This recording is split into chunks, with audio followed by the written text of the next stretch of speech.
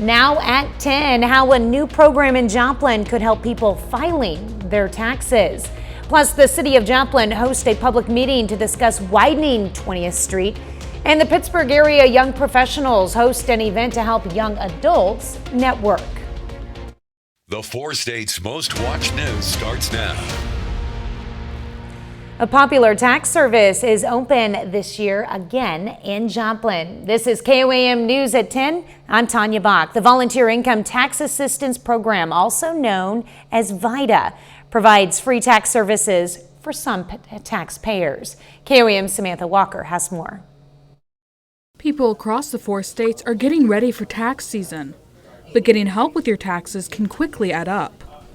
I'm on a fixed income and got hurt on the job, and I don't have much to, pay out to do my taxes just to get, what little I got, get back.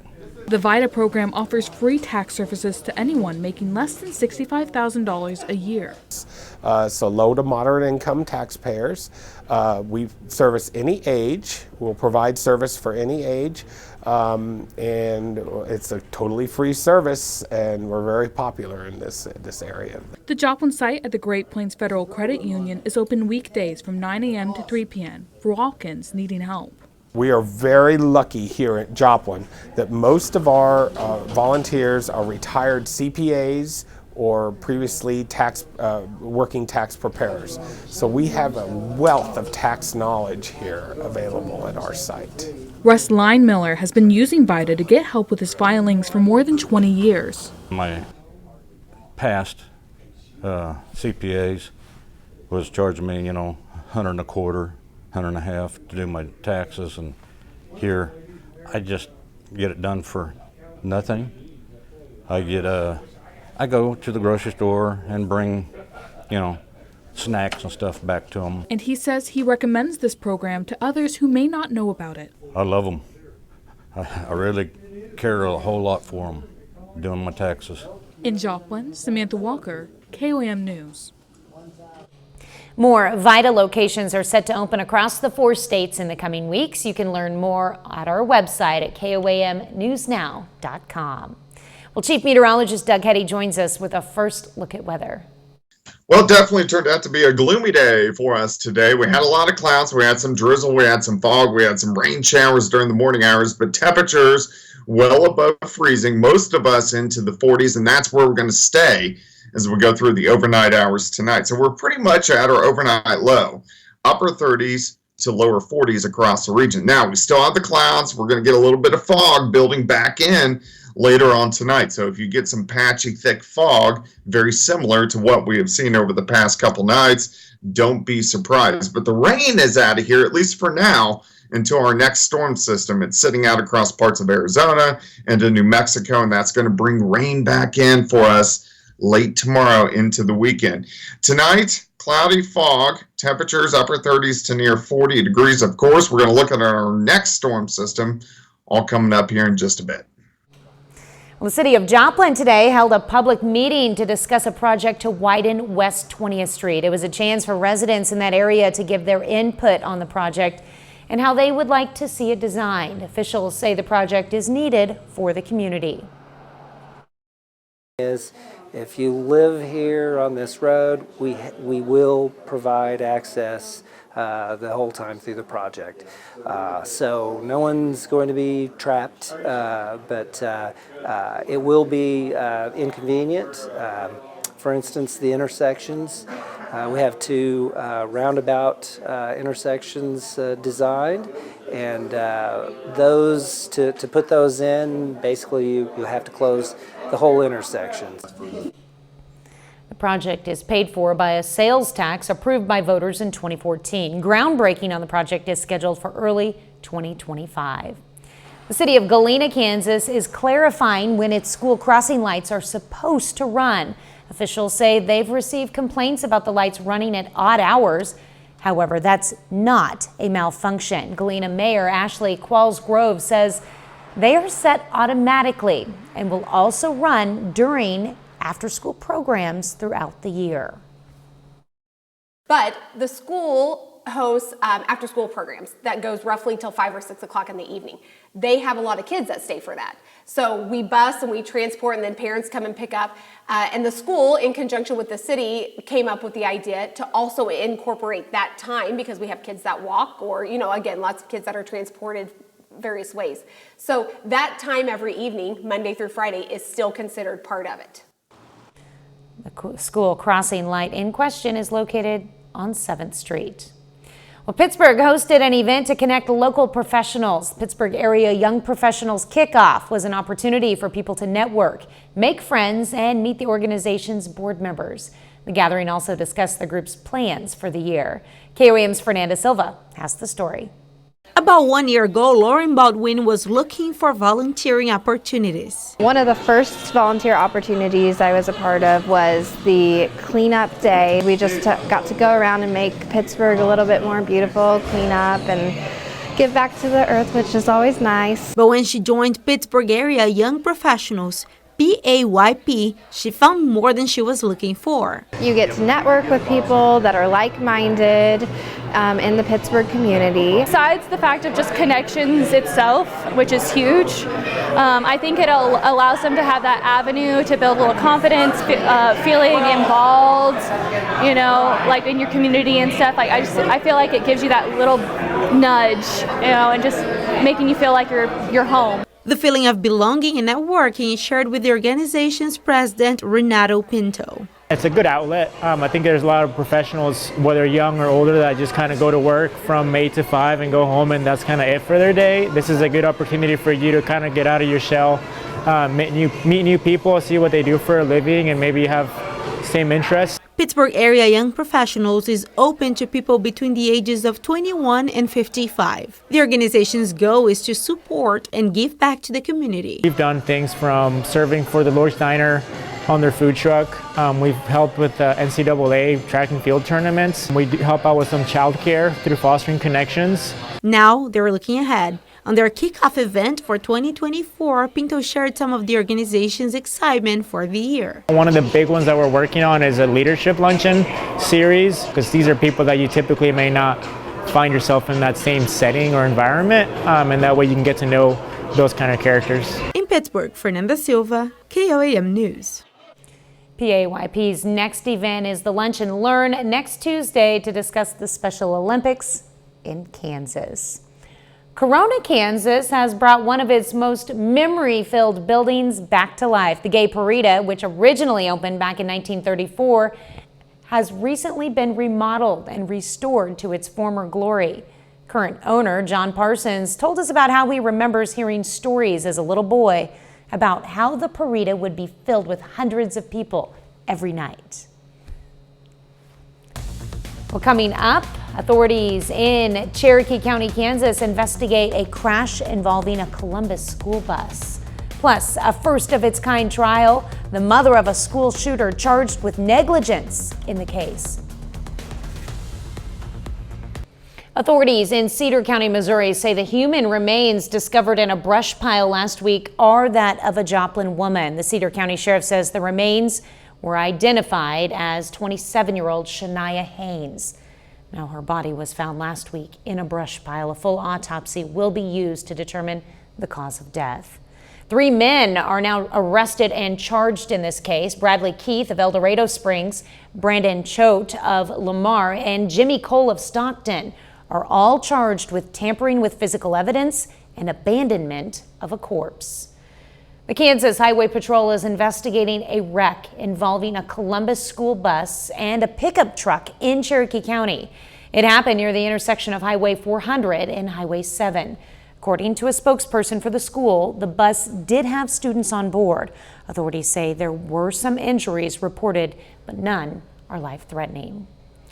Jurors in Michigan heard opening statements today in the trial of Jennifer Crumbly, the mother of a teenager who opened fire in his high school 2 years ago. She faces 4 counts of involuntary manslaughter for the students her son killed, the first case of its kind in the U.S. Elaine Quijano is at the Oakland County Courthouse in Michigan with the latest. Jennifer Crumbly didn't pull the trigger that day, but she is responsible for those deaths.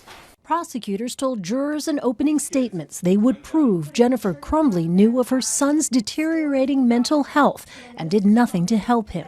They also accuse her and her husband of gross negligence in allowing their then 15-year-old son access to a gun.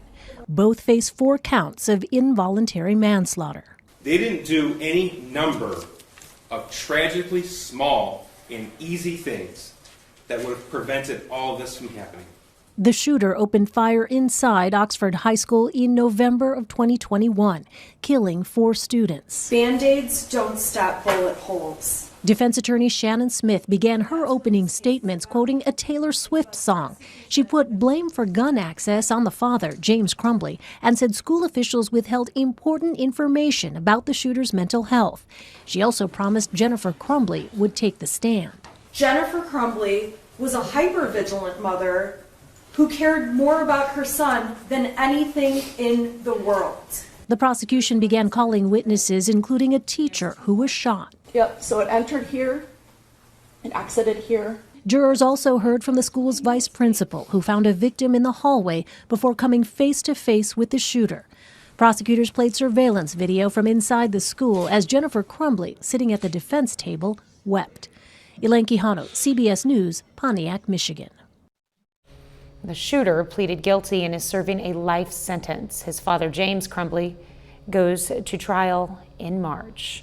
Well, Doug is next with a complete look at the forecast. And later, the entire McCully Catholic student body shows up to watch the Warriors hit the court.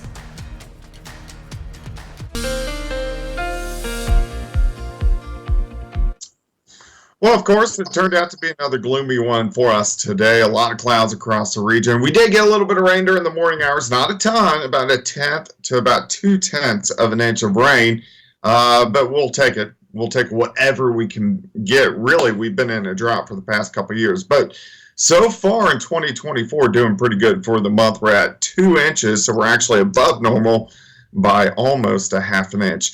Here's a nice shot of downtown, our Cornell Arts and Entertainment Complex, looking at downtown toward the northeast. A very light breeze, but as that breeze kind of lightens up through the overnight hours, we're going to get some patchy fog building back in. Very similar to what we have seen over the past couple nights. Temperatures, not bad. We're above freezing, upper 30s, lower 40s, and this is where we're going to sit as we go through the overnight hours for us tonight. All right, all the rain we had earlier today, gone.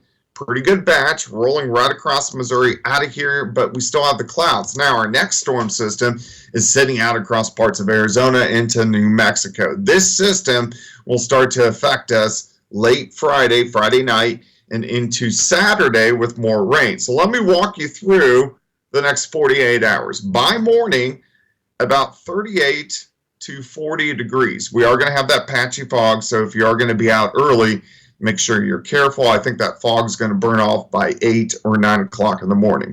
Let's go through the morning hours. We'll stop at noon, mid-40s, mostly cloudy skies, and once we get into the afternoon, look at the rain starting to increase across central Oklahoma. Now, all day Friday, we are going to be dry, but as we get into Friday evening, some showers are going to start to pop up. Now, majority of these showers are going to be along and south of Interstate 44. This storm system is really taking a far southern track across the southern plains, so we're kind of right on the northern edge. Scattered showers continue into Saturday morning. Now, if you live in our northern counties, Fredonia, Yates Center, Chanute, Iola, Fort Scott, Nevada, you guys may not see any rain at all. It's mainly going to be the southern half of the four-state area. We could see a few snowflakes trying to mix in by Saturday morning, but most of this rain is going to push off toward the east, and then we just have cloudy skies the rest of the afternoon. But here's the good news. Even though temperatures are going to be cool on Saturday, we're going to start to clear out Saturday night, and that means sunshine, something we haven't seen much of, will return by the time we head into Sunday. All right, rainfall amounts with this next wave are going to be light. You can see mainly the southern half, 1/10, maybe upwards to about 1/4 of an inch, and that's going to really be it. Here's your day planner for you Friday, 40 at 9, 47 by 1, 47 by 5 p.m. A lot of clouds throughout the day, but I want to show you this because this is good news. Look at Sunday, upper 40s, sunny skies. across the region. So next week is going to be a much better week. All right, for us tonight, partly cloudy, fog, 51 for us tomorrow, rain tomorrow night into Saturday morning, cooler for the weekend, but check this out, 60 Tuesday, 62 on Wednesday, 60 on Thursday. Well, still ahead, Macaulay Catholic basketball plays in front of a big crowd this afternoon. And Fort Scott and Frontenac meet on the wrestling mat. John Dales has those stories and more up next.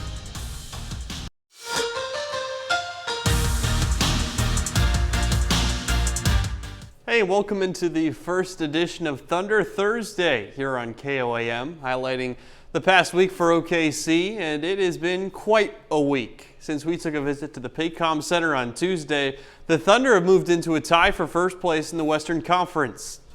They've won 4 in a row, most recently a 26-point win over the Spurs and rookie sensation Victor Wembanyama.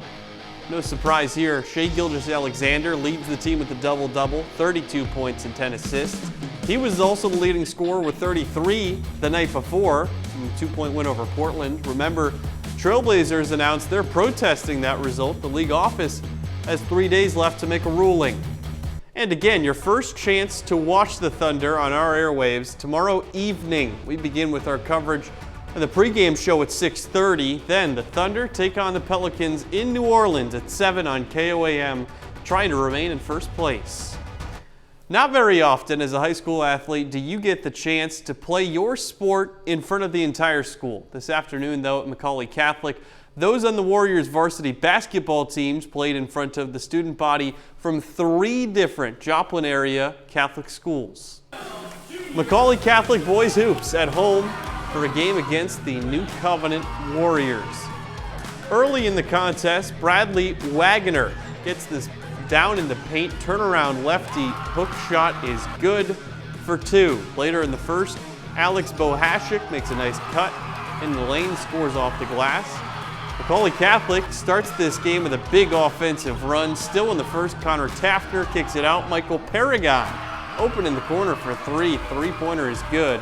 Macaulay Catholic opens up the game on a 16-0 run. Second half now, Warriors leading by 23. Paragon, nice spin move in the lane. He finishes with the bucket. Next possession, Paragon to the rim again. Count it, plus the foul. Then just after that, another fast break. Paragon again with the layup. He had 19 for Macaulay, and Macaulay Catholic dominates in front of its home crowd. Warriors win it 51-29. The guys have been talking about it for a month now. This is the first time that we've done something like this, and I think it's great for our school to see the kids that are coming up through our school system to be in this type of, to help with the atmosphere and be part of the atmosphere and eventually be playing in that type of atmosphere. I think it's just great all around. Just after the boys' game, the Macaulay Catholic girls hit the floor, taking on New Covenant as well. First quarter of that one, Brooke Ryder gets the steal. Active hands lead to the layup on the other side. Basket is good, plus the foul. Later in the first, Vanessa Diaz knocks down the three-point jumper off the inbound play.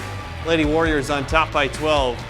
Still first half, only senior on the team, Chloe Williamson starts to take this game over.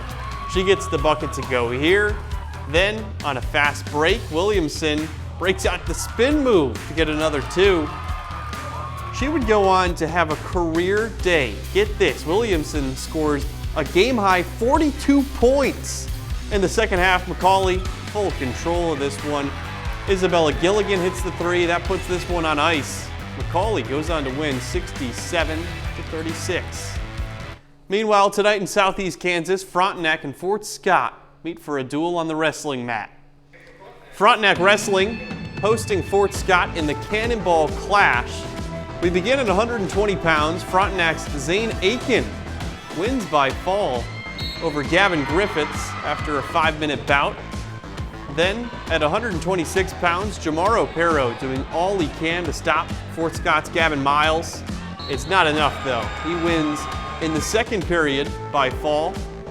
Up at 144 pounds, Ethan Jones for Frontenac gets the takedown and the pin on Landon McDaniel. At 165 pounds, Fort Scott's Brody Gomez wasted no time at all. Within 30 seconds, he wins by fall against Drew Long. Then, at 175 pounds, Lennox Van with the takedown for Fort Scott. He'd go on to win by decision, and the Tigers win this duel 42-36. They take down Frontenac and bring home the Cannonball Clash trophy. That's a look at sports. We'll be back with more news after this. We have a scheduling update for our programming tomorrow. Due to golf, there will not be KOAM news on air at 5 or 6 p.m. However, we will bring you a look at the latest headlines and forecasts on our free KOAM Plus app and on the KOAM website at 6. And then at 6:30, watch the Oklahoma City Thunder take on the New Orleans Pelicans right here on KOAM. And you can join us after the game for KOAM News at 10 p.m.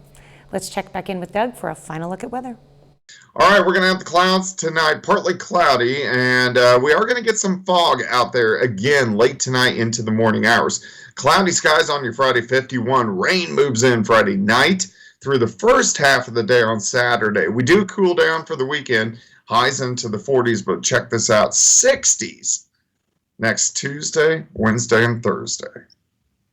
All right, we have just enough time for a final sports note. Yeah, Pitt State Athletics said today on social media they have a big announcement with the football program coming tomorrow. Ooh. Obviously, we don't know what that is now, but whatever it is, we'll let you know. All right, that is exciting. Well, thanks for watching. We will see you tomorrow. Let's make it a great evening and an even better tomorrow.